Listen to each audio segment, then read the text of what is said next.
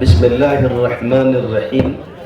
الحمد لله رب العالمين والصلاة والسلام على سيد المرسلين وعليه وعلى آله وصحبه أجمعين. أما بعد، فأعوذ بالله من الشيطان الرجيم. بسم الله الرحمن الرحيم. قل بفضل الله وبرحمته فبذلك فليفرحوا هو خير مما يجمعون. صدق اللہ العظیم. میرے واجب الاحترام قابل صد احترام حضرات علماء کرام اور عزیز و دوستوں، پس پردہ موجود خواتین اسلام، وقت بہت تھوڑا ہے. میں کوشش کروں گا کہ اسی وقت میں اپنی بات پوری کر لوں. آپ نے مدرسے کا پروگرام سنا. اللہ کے فضل و کرم سے جو نمونہ ہمارے سامنے پیش کیا گیا، جو طلباء یہاں آئے اور ان کے ذمے جو بھی کام دیا گیا تھا انہوں نے اس کو پورا کیا. اس کو سننے کے بعد اس بات پر اعتماد کا اظہار کیا جا سکتا ہے کہ مدرسہ کام کر رہا ہے اور اساتذہ محنت کر رہے ہیں. اللہ تعالیٰ مزید ترقیات عطا فرمائے. مدرسے کا سالانہ جلسہ ہوتا ہی اسی لیے ہے تاکہ جو لوگ مدرسے کا تعاون کر رہے ہیں یا جن کے بچے یہاں مدرسے میں پڑھ رہے ہیں، وہ سال میں ایک مرتبہ مدرسے میں کیا ہو رہا ہے، کس طرح کی محنت کی جا رہی ہے، یہ ساری چیزیں وہ ایک نظر میں دیکھ سکیں. آپ کے سامنے مدرسہ ایک کھلی کتاب کی طرح ہے. ساری چیزیں آپ کے سامنے ہیں. آپ کے سامنے خرچ بھی ہے اور آپ کے سامنے اس خرچ کے ذریعے تیار کیے گئے بچے بھی ہیں. اس مدرسے کو 20 سال گزرے ہیں، 21 سال گزرے ہیں، اور مدرسہ قوم و ملت کو 88 طلباء جو قرآن مجید کے حافظ ہیں ان کا تحفہ دے چکا ہے. ظاہر ہے ان میں کچھ وہ بھی ہوں گے جنہوں نے کسی مسجد کا مصلی سنبھالا ہوگا، کہیں امام ہوں گے، کوئی محراب سنانے والا ہوگا. قرآن مجید کو یاد کرنے والے یہ طلباء آپ ہی کے تعاون سے پل بڑھ کر آگے پہنچے ہیں، اور یہ جو کام ہو رہا ہے آپ کے ذریعے ہو رہا ہے. مجھے امید ہے کہ اللہ تعالیٰ کل قیامت کے دن جب ان بچوں کو، ان کے ماں باپ کو اور ان کے اساتذہ کو نوازے گا تو اللہ تعالیٰ آپ کو بھی محروم نہیں فرمائے گا. آج یہ سالانہ جلسہ جو منعقد ہوا ہے، یہ 4 طلباء کی خوشی میں شرکت کا عنوان بھی ہے، جنہوں نے قرآن مجید یاد کیا اور آج وہ حافظوں کی جماعت میں شامل ہوئے. یہ خوشی کا موقع ہے. کسی مدرسے کے اندر ایک حافظ بھی اگر ہو جائے تو مدرسہ کامیاب ہے. چاہے جائے کہ سال پر ہر سال 3 4 یا اس سے زائد کی تعداد، کبھی اور زیادہ اس مدرسے سے حافظ ہو رہے ہیں. اس لیے یہ مدرسے میں پڑھانے والے اساتذہ، یہاں پر اپنے بچوں کو بھیجنے والے والدین، اور اسی کے ساتھ ساتھ مدرسے کا تعاون کرنے والے سبھی قابل مبارکباد ہیں. جو نعمت ان بچوں کو حاصل ہوئی ہے یا ان کے والدین کو حاصل ہوئی ہے، آپ اس کا احساس نہیں کر سکتے ہو. اس سال میری بڑی بچی نے مجھ کو بتایا کہ وہ قرآن مجید میں 23 پارے انہوں نے یاد کر لیے. تو میں نے سنا تو خوشی کا اظہار کیا، کہا کہ بس اسی پر رک جائیے گا اور دور کیجئے، رمضان میں مجھ کو سنائیے. اگر آپ نے مجھ کو سنا دیا تو آپ کے صرف دور سنانے پہ اتنے پر میں فلاں چیزیں آپ کو دوں گا، اور جب آپ قرآن مجید پورا ایک نشست میں اگلے سال مجھے سنا دیں گی تو میں فلاں چیزیں دوں گا. تو انہوں نے ذرا غور سے مجھ کو دیکھا بڑی کر کے کہ واقعی آپ ایسا کریں گے. تو ہم نے اس سے کہا کہ بیٹا، تم ہمیں جس نعمت سے سرفراز کرنے والی ہو اس نعمت کے مقابلے میں یہ چیزیں بے حیثیت ہیں جو ہم تمہارے لئے کرنے والے. قاری طیب صاحب رحمۃ اللہ علیہ دارالعلوم دیوبند کے محتمم تھے. ان کے والد صاحب بھی دارالعلوم دیوبند کے محتمم تھے، اور ان کے دادا دارالعلوم دیوبند کے بانی تھے. حضرت مولانا قاسم نانوتوی رحمۃ اللہ علیہ کے پوتے ہیں حضرت مولانا قاری طیب صاحب رحمۃ اللہ علیہ، اور ان کے والد ہیں حضرت مولانا حافظ محمد احمد صاحب رحمۃ اللہ علیہ۔ حافظ محمد احمد صاحب نے قاری طیب صاحب کا جب حفظ مکمل ہوا تو ان کو بلا کے کہا تھا کہ ہم نے تم کو قرآن مجید اپنے لیے حفظ کروایا، آگے تم پڑھو گے اور بہت کچھ پڑھو گے، لیکن قرآن ہم نے تم کو اپنے لیے یاد کروایا ہے، قرآن مجید پڑھتے رہنا، اس لیے کہ قیامت کے دن حافظ قرآن کے ماں باپ کو بھی تاج پہنایا جائے گا۔ تو یہ یاد رکھنا کہ ہم نے قرآن تم کو اپنے لیے یاد کروایا۔ بہت بڑی نعمت ہے ان لوگوں کے لیے کہ جن کے بچے قرآن مجید حفظ کر رہے ہیں، اور آج یہاں 4 بچے ہیں، اس سے پہلے جو بچے ہو چکے ہیں یا آئندہ سال جو بچے حافظ ہونے والے ہیں، قابل مبارکباد ہیں ان کے ماں باپ۔ دنیا آج یہ دیکھتی ہے کہ فلاں نے ٹاپ کیا، فلاں کالج ٹاپر ہے، فلاں اسکول ٹاپر ہے، اور فلاں نے میڈل لیا، فلاں یونیورسٹی میں ہے۔ یہ سب کچھ میڈل اور یہ ساری چیزیں یہیں تک رہیں گی، قبر میں کوئی شے نہیں جائے گی۔ انسان مر کے قیامت کے دن اللہ کے حضور پہنچے گا، آپ کی اولاد بھی ہوگی، آپ بھی ہوں گے۔ ذرا خیال کیجئے، آپ قیامت کے دن اللہ کے حضور پہنچو گے، اگر آپ کے بچے نے قرآن نہیں پڑھا، دینی تعلیم حاصل نہیں کی، یہ نعمت ہے اللہ کی اولاد۔ کل اللہ اولاد کے بارے میں سوال کرے گا، آپ سے پوچھے گا، ماں باپ کو کھڑا کرے گا اور کہے گا کہ ہم نے تم کو اولاد دی تھی، تم نے اپنی اولاد کے ساتھ کیا برتاؤ کیا؟ ایک طرف ہم اور آپ ہوں گے خدا نخواستہ جنہوں نے اپنے بچوں کو دینی تعلیم نہیں دلائی، ان سے ان کی اولاد کے بارے میں سوال کیا جائے گا، اور ایک طرف ان 4 بچوں یا 88 بچوں کے ماں باپ ہوں گے جن بچوں نے اس مدرسے سے قرآن مجید یاد کیا ہے۔ کل قیامت کے دن ان کے بھی ماں باپ کو بلایا جائے گا۔ ہم سے تو ہمارے بچوں کے بارے میں باز پرس کی جائے گی، اور جن کے بچے حافظ ہوئے ہیں ان کو بلایا جائے گا اور کہا جائے گا کہ تم ان کے ماں باپ ہو، وہ کہیں گے ہاں ہم ان کے ماں باپ ہیں۔ ان سے ان کی اولاد کا کیا پوچھا جائے گا؟ الٹا ان سے کہا جائے گا آؤ تمہارا بچہ حافظ قرآن تھا، ہم تم کو احترام و اکرام کا تاج پہناتے ہیں، عزت اور سرفرازی کا تاج پہنایا جاتا ہے۔ سوچئے کون سا حال بہتر ہوگا؟ کل ہماری اولاد ہمارے لیے قیامت کے دن سرخروئی کا سبب ہو، سربلندی کا سبب ہو، اس کے لیے آپ کو یہ کوشش کرنی چاہیے۔ بعض لوگوں کا خیال ہوتا ہے بھئی حافظ بنے گا تو اس کا ذہن ایسا ہوگا ویسا ہوگا، بہت گرم کتاب ہے بنا، یہ سب آپ کا دماغ ہے۔ قرآن مجید جس سینے میں اور جس دماغ میں اتر جاتا ہے اس شخص کا آئی کیو لیول کہیں سے کہیں تک پہنچ جاتا ہے۔ حافظ قرآن کا حافظہ، اس کے سوچنے اور سمجھنے کی صلاحیت غیر معمولی ہو جاتی ہے۔ اس لیے اپنے بچوں کو بچپن سے قرآن مجید کی تعلیم ضرور دلوائیے گا، اور خصوصیت کے ساتھ ایسا مدرسہ کہ جس مدرسے میں داخل کرنے کے بعد آپ کے بچے کی عصری تعلیم متاثر نہ ہو رہی ہو، وہ قرآن مجید کی تعلیم کے ساتھ ساتھ عصری تعلیم اور اسکول کی تعلیم بھی حاصل کر لے رہا ہو، تو یہ تو نور علی نور ہے آپ کے لیے۔ آپ کو تو یہ بھی سوچنے کی ضرورت نہیں ہے کہ اس کی اسکول کی تعلیم کا کیا ہوگا، تو اسکول کی تعلیم ساتھ میں جاری ہے، سب سے پہلے قرآن مجید کی تعلیم وہ حاصل کر رہا ہے۔ اس لیے یہ ہونا چاہیے۔ یقین مانیے جو نعمت آپ کا بچہ اگر حافظ قرآن ہو رہا ہے وہ حاصل کر رہا ہے، وہ غیر معمولی نعمت ہے۔ میں متعدد مرتبہ یہ واقعہ دہرا چکا ہوں مختلف جلسوں میں، آج پھر آپ کے سامنے بھی دہراتا ہوں۔ گجرات کے بادشاہوں میں ایک بادشاہ خلیل خان کے والد محمود خان گزرے۔ محمود خان بھی بادشاہ، خلیل خان بھی بادشاہ گزرا۔ محمود خان ایک مرتبہ اپنی مسجد میں بیٹھے ہوئے تھے، رمضان کا مہینہ تھا، اور 27ویں شب میں قرآن مجید شاہی امام نے مکمل کیا۔ تو جب قرآن مجید مکمل ہو گیا تو بادشاہ بیٹھا ہوا تھا، اور علماء بھی اور سارے لوگ بھی بیٹھے ہوئے تھے مسجد میں۔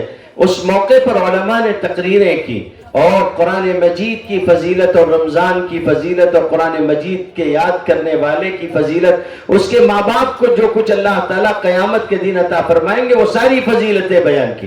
محمود خان ایک عجیب و غریب بادشاہ تھا، اس کے بارے میں پھر کبھی میں بیان کروں گا، وقت بہت کم ہے۔ خلیل خان کے والد محمود خان بادشاہ ہیں، اور ان کے سامنے فضائل بیان ہوئے اور وہ رونے لگے۔ لوگوں کو حیرت ہوئی کہ ایسا بادشاہ، ایسا شاندار شکوہ والا بادشاہ وہ رو رہا ہے۔ تو لوگوں نے کہا کہ بادشاہ سلامت کیا ہوا؟ تو انہوں نے کہا کہ کوئی بات نہیں، کوئی چیز مزاج کے خلاف نہیں ہے، تم نے کچھ غلط نہیں کیا۔ بات دراصل ایسی ہے کہ تم نے ان فضیلتوں کا ذکر کیا جو حافظ قرآن کے ماں باپ کو اللہ تعالیٰ قیامت کے دن عطا فرمائیں گے، وہ سن کر میری آنکھوں میں آنسو آ گئے کہ اللہ نے محمود کو سب کچھ دیا ہے، اس کے پاس گجرات کا تخت و تاج ہے، اور ساری چیزیں، بادشاہت ہے، سب کچھ ہے، لیکن اور آل اولاد بھی ہے، لیکن اب میرے چاروں بیٹے جو ہے وہ بڑے ہو چکے ہیں اور ان میں سے کوئی حافظ قرآن نہیں ہے، کوئی ایسا نہیں ہے جو مجھ کو اس نعمت سے سرفراز کر سکے۔ دنیا کا تاج تو میرے پاس ہے مگر آخرت کے تاج سے میں محروم ہوں۔ خلیل خان اسی مجمع میں ان کے صاحبزادے بیٹھے ہوئے تھے جو ایک علاقے کے گورنر تھے، سنا انہوں نے کچھ کہا نہیں، باپ کا یہ جملہ ان کے دل میں لگ گیا۔ جب وہ واپس اپنی گورنری میں گئے تو وہاں جانے کے بعد انہوں نے قرآن مجید رات کی تاریکی میں یاد کرنا شروع کیا، چراغ کی روشنی میں۔ ہماری طرح کی روشنیاں نہیں ہوا کرتی تھی، بجلی نہیں ہوتی تھی، ایک تو وہ رات کی تاریکی میں چراغ کی روشنی میں، دھندلی روشنی میں یاد کرنا، اور اوپر سے وہ شہزادہ تھا، دن بھر گورنری کے کام کرتا، رات کو قرآن مجید یاد کرتا، تھکا ہارا، اس عالم میں یاد کرتے کرتے آنکھیں سرخ ہونے لگیں، آنکھیں خراب ہونے لگیں۔ شہزادے کے حکیم نے شہزادے سے پوچھا کہ کیا کر رہے ہیں آج کل آپ، کوئی کام ہے، کوئی ایسی چیز ہے، آنکھیں کیوں خراب ہو رہی؟ بہت اصرار کرنے کے بعد شہزادے نے اس کو اپنے راز سے خبردار کیا، کسی اور کو معلوم نہیں تھا۔ تو حکیم ہنسا اور اس نے کہا کہ شہزادے یہ آپ کے بس کی چیز نہیں ہے، یہ آپ چھوڑ دیجئے یہ خیال، آپ کی آنکھیں جاتی رہیں گی۔ خلیل خان نے کہا کہ آنکھیں جاتی ہیں تو جاتی رہیں، کوئی مسئلہ نہیں۔ ہو گئی بات۔ جب رمضان قریب آنے لگا تو شہزادے نے خط لکھا بادشاہ کو، بہت سارے آداب ہوتے ہیں، وہ شہزادے کا، ایک بیٹے کا باپ کو خط نہیں تھا، وہ تو سیاست ہے اور پوری حکومت تھی۔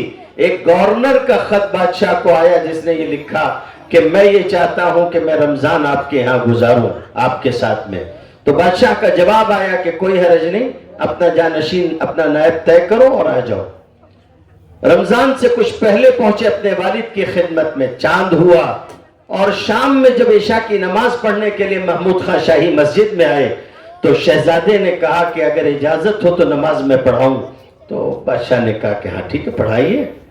نماز پڑھانے کے بعد خلیل خان مصلی پہ کھڑے ہوئے اور انہوں نے تراویح میں قرآن مجید سنانا شروع کیا۔ صبح صادق سے کچھ پہلے، سحر کا وقت ختم ہونے سے کچھ پہلے، خلیل خان نے پوری ایک رات میں 20 رکعت تراویح میں قرآن مجید سنا دیا، پورا قرآن مجید سنا دیا۔ نماز جیسے ہی ختم ہوئی، آخری رکعت مکمل ہوئی تو لوگ دوڑے اور انہوں نے شہزادے کی طرف سے بادشاہ کو مبارکباد پیش کی کہ مبارک ہو آپ کو، آپ کے صاحبزادے نے قرآن مجید حفظ کر لیا۔ محمود خان کو کسی صورت تاریخ نگاروں نے لکھا کہ یقینی نہیں آتا تھا۔ دوسرے دن خلیل خان پھر مصلی پر آئے اور انہوں نے پورا قرآن مجید پھر ایک رات میں سنا دیا۔ تیسرے دن پھر جب سنایا تو محمود نے روتے ہوئے کہا کہ تخت لگایا جائے اور ایک کرسی میرے تخت کے بازو میں لگائی جائے۔ نتیجہ یہ ہوا کہ دربار آراستہ ہوا، لوگ جمع ہو گئے، اور اس کے بعد محمود خان تخت پہ بیٹھا اور کہا اس نے کہ خلیل نے مجھے جس نعمت سے اور جس دولت سے اور آخرت کے جس تاج سے سرفراز کیا ہے، اس کے مقابلے میں دنیا کی تمام دولتیں ہیچ ہیں، کوئی حیثیت نہیں رکھتی، اور محمود کے پاس دینے کے لیے سوائے گجرات کے تاج کے اور کیا ہے؟ میں گجرات کا تاج و تخت خلیل کے حوالے کرتا ہوں اور اپنا تاج اتار کے ان کے سر پر رکھ دیا۔ آپ یہ محسوس کیجئے کہ یہ قرآن مجید حفظ کرنے والے بچے غیر معمولی طور پر ہم سب کے لیے خیر و برکت کا سبب ہے۔ آپ ایک مرتبہ مکان بناتے ہیں، آپ کے مکان میں آپ یہ کوشش کرتے ہیں کہ ایک مرتبہ کوئی آ جائے قرآن مجید پڑھ دے، خود پڑھ لے، ایک مرتبہ پڑھنے کے بعد آپ سمجھتے ہیں گھر میں خیر و برکت آ گئی۔ یہ مدرسہ ہے، یہاں بچے صبح سے شام تک قرآن مجید دہرا رہے ہیں، پوری بستی کے لیے یہ خیر و برکت کا سبب ہوتا ہے۔ قرآن مجید میں فرمایا گیا وَإِذَا قُرِئَ الْقُرْآنُ فَاسْتَمِعُوا لَهُ وَأَنصِتُوا لَعَلَّكُمْ تُرْحَمُونَ۔ قرآن مجید کا پڑھا جانا رحمت کے اترنے کا سبب بنتا ہے۔ یہ پوری بستی کے لیے. اگر آپ کی کھیتیاں پھل دے رہی ہیں, آپ کی تجارت میں نفع ہو رہا ہے, آپ کے گھروں میں خیر و برکت ہے, آپ راحت اور عافیت کے ساتھ رہ رہے ہیں, آس پاس کے علاقے والے اگر اطمینان سے, یقین مانیے یہ مدرسہ ہے, اس مدرسے کے وجود کی وجہ سے اور یہاں کی جانے والی خیر کی وجہ سے ہم سب عافیت کے ساتھ ہیں. یہاں جو لوگ خرچ کر رہے ہیں, مدرسے کی طرف سے رپورٹ پیش کی گئی, 21 لاکھ روپے کا خرچ جمع ہوا ہے, 3 لاکھ روپے سے زائد قرض لینا پڑا ہے. دینے والوں نے قرضہ دیا, اللہ بہتر جانتا ہے کہ قرض حسنہ دینے والے کئی ایک لوگ ہیں, کوئی ایک آدمی, اللہ ہی بہتر جانتا ہے, اللہ ان کو بہتر بدلہ عطا فرمائے. مدرسہ مگر 3 لاکھ روپے سے زائد کے قرضے میں ہے. یہ ہماری ذمہ داری ہے کہ ہم لوگ اس کا احساس اور خیال کریں کہ یہ مدرسے کے لوگوں کی ذمہ داری نہیں ہے, مدرسہ ہمارا ہے. ہماری ذمہ داری ہے کہ ہم مدرسے کو مقروض نہ رہنے دیں. آنے والے دنوں میں دل کھول کر مدرسے کا تعاون کیجیے گا, ہر ممکن طور پر کوشش کیجیے گا کہ جو پچھلا بجٹ ہے, جو پچھلا قرضہ ہے وہ پورا ہو جائے, اور اگلا جو بجٹ ہے وہ بھی عافیت کے ساتھ پورا ہو سکے. ہم جو کر سکتے ہیں وہ ہم کریں, جو یہ لوگ کر رہے ہیں وہ یہ کرتے رہیں گے. میرے بھائی, آج یہ چیز نہیں کھلے گی کہ یہ لوگ جو کر رہے ہیں وہ کیسی حیثیت رکھتا ہے اور کیا معنی رکھتا ہے. کل قیامت کے دن یہ چیز کھلے گی کہ مدرسے والے کیا کر رہے تھے, مدرسے پہ خرچ کرنے والوں کو کیسا کیا کچھ ملے گا, یہ آج نہیں سمجھ میں آئے گا. مولانا اسلم صاحب شیخو پوری رحمت اللہ علیہ نے اپنی کتاب میں ایک واقعہ لکھا ہے. کہنے لگے کہ ہمارے یہاں شیخو پوری میں, وہ زمانہ پرانا تھا, لوگ آ جاتے تھے مختلف گاؤں دیہات سے پڑھنے کے لیے, کسی مسجد میں آ کے جمع ہو جاتے تھے, جہاں ایک دو کوئی استاذ ہوتا تھا اس کے پاس جمع ہو جاتے تھے. گاؤں والے ان کا خرچہ اپنے ذمے لے لیتے تھے. کسی گھر سے ایک بچے کا کھانا طے ہوتا, کسی گھر سے 2 بچوں کا کھانا طے ہوتا, اور ان کو کھانا وہاں سے اس گھر سے ملا کرتا تھا. بچے جاتے, کھانے کا وقت ہوتا, وہاں سے اپنا کھانا لے کے آتے اور کھا لیتے. یہ صورتحال چلتی تھی. کہنے لگے ہمارے یہاں شیخو پوری میں جامع مسجد میں بچے جمع ہو گئے, وہاں حفظ قرآن مجید کا مدرسہ چلنے لگا, اور گاؤں کے لوگوں کے یہاں سے ان کے کھانے طے ہو گئے. بچے جایا کرتے تھے 2 وقت کھانے کے وقت, اور جا کے ان کے یہاں سے کھانے کا سامان لے کے آتے اور بیٹھ کے کھاتے.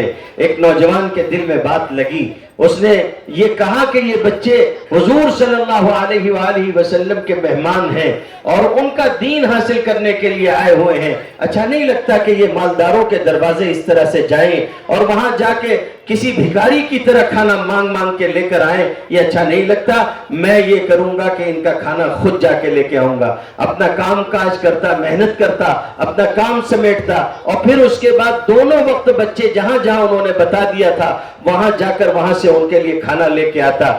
بچے بچے ہوتے ہیں, شرارت کے عادی ہوتے ہیں, کچھ نہ کچھ شرارت ان میں رہتی ہے. اب جب مفت کا ایک بندہ ان کو ملا جو ان کی خدمت کرنے والا تھا, تو انہوں نے یہ کہنا شروع کر دیا کہ یہ تو ہمارا بیل ہے, مفت میں ہمارا کام کرتا ہے تو ہمارا بیل ہے. اس کو بیل کہنے لگے.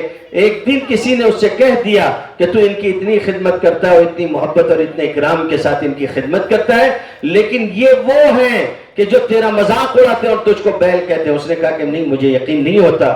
خیر جب اسے یقین ہوا اور لوگوں سے معلوم ہوا کہ نہیں واقعی بیل کہتے ہیں, تو اس کا دل ٹوٹ گیا, اور وہ آیا اور رو رہا تھا, اور روتے ہوئے اس نے کہا کہ تم نے میرے ساتھ اچھا نہیں کیا, میری بے عزتی کی ہے. آج سے تم سمجھو تمہارا کام سمجھے, خود جانا اور اپنا کھانا لے کے آنا, میں آج سے تمہاری یہ خدمت کرنے والا نہیں ہوں. یہ کہہ کے وہ روتا ہوا چلا گیا. مولانا اسلم صاحب نے لکھا ہے کہ رات آدھی سے زیادہ بیت چکی تھی. اچانک کسی نے بہت زور زور سے چیختے ہوئے دروازہ مسجد کا ٹھوکا اور مسجد کے دروازے پہ دستک دی. وہ روتا جا رہا تھا, چلاتا جا رہا تھا, دروازہ کھولنے کی فریاد کرتا تھا. لوگ گھبرا گئے, کچھ لوگ آگے گئے, کچھ بچے انہوں نے غور سے دیکھنا چاہ کہ بھئی کون ہے. کسی کو احساس ہوا, دروازہ کھولا اس نے, تو وہی آدمی روتا ہوا زار و قطار بے حال مسجد کے اندر گھسا. جو اس نوجوان کے سامنے بچہ آتا وہ اس کو اپنے گود میں لے لیتا, اس کو اپنے گلے سے لگاتا اور روتا جاتا تھا, اور ایک جملہ کہتا تھا. وہ یہ کہتا تھا کہ تم کو جو کہنا ہے تم کہتے رہو, تمہاری کسی بات کا میں برا ماننے والا نہیں ہوں, اس لیے کہ میں نے تمہارا مقام و مرتبہ دیکھ لیا ہے. لوگوں نے اس کو سمجھایا, بجھایا, تسلی دی, بٹھایا, اور کہا کہنا کیا چاہتے وہ بات تو کہو تم. اس کے بعد اس نے کہنا شروع کیا کہ میرے بھائیوں, میں टूटा हुआ दिल था मेरा, मैं रोते हुए घर गया। फिर आखिर में थोड़ी देर के बाद जब रात हुई तो थक हार के मैं सो गया, सोया, रोते रोते सो गया। अब जो मैंने ख्वाब में देखा तो ख्वाब में देखा कि मैदान महशर कायम है और पुल सिरात जहन्नम के ऊपर रख दिया गया है और लोग आते हैं और अपने गुनाहों की वजह से कट कट के उसमें गिर जाते हैं। मैं उसी कैफियत में था, कभी आगे को बढ़ता, कभी घबरा के पीछे को हट जाता कि अब मैं क्या करूं और कैसे किस तरह से पेश आऊं। इसी आलम में यह हुआ कि मैंने देखा कि बच्चों तुम आए और तुम आने के बाद उस पुल से गुजरने लगे। एकदम से किसी बच्चे की नजर मुझ पर पड़ गई और उसने कहा ठहरो, हमारा बैल रह गया है। उसके बाद वो भागा हुआ आया, उसने मेरा हाथ थामा और तुम सब ने मुझको अपने दरमियान में ले लिया और उसके बाद लेकर आराम से पुल से पार हो गए। मैंने खुद से तुम्हारा मकाम और मर्तबा जान लिया है, अब तुमको जो कहना है तुम कहते रहो, मैं तुम्हारी खिदमत करना कभी नहीं छोड़ूंगा। आज आप खर्च कर रहे हैं, आपको नहीं पता है कल क़यामत के दिन आप इसका अज्र देखेंगे अल्लाह के यहाँ कि अल्लाह ताला आपको इसका कैसा अज्र देगा। मदरसे ने गैर मामूली तौर पर खिदमत की है और इस मुद्दत के अंदर ये जो तलबा आपके सामने आए हैं और आज भी ये जो 4 तलबा आपके सामने आए हैं, ये आप सबके लिए इत्मीनान का सबब है, खुशी और मसरत का सबब है। कुरान मजीद ने कहा कि ये मौका ऐसा है कि आदमी खुश हो, अल्लाह के दिए हुए इस फजल पर खुश हो और ये ऐसी खुशी है और ये ऐसी नेमत है कि जो कुछ तुमने जमा करके रखा है ये उससे बेहतर है, वो खैरुम मिम्मा यजमाऊन। इसलिए इसका एहसास होना चाहिए, अपने माल में से खर्च कीजिए ताकि कल क़यामत के दिन जब अल्लाह इन लोगों का इकराम करे, इन हुफ़ाज़ का, इनके वालिदैन का, तो आप भी कह सको कि मेरे रब, मैं भी इनकी इसी खिदमत में किसी न किसी दर्जे में शामिल था। मुझे अल्लाह की करीम ज़ात पर पूरा यकीन है कि अल्लाह जब उनको नवाजेगा तो आपको भी महरूम नहीं रखेगा। अल्लाह नेक अमाल करने की तौफीक अता फरमाए। आपके इस मदरसा हज़रत उस्मान इब्न अफ़्फ़ान को अल्लाह ताला तरक्की भी अता फरमाए, लोगों के क़ुलूब व अज़हान को भी इसकी तरफ मुतवज्जे फरमाए और हर नज़र बद से महफूज रखे। व आखिरु दावाना अनिल हम्दुलिल्लाहि रब्बिल आलमीन।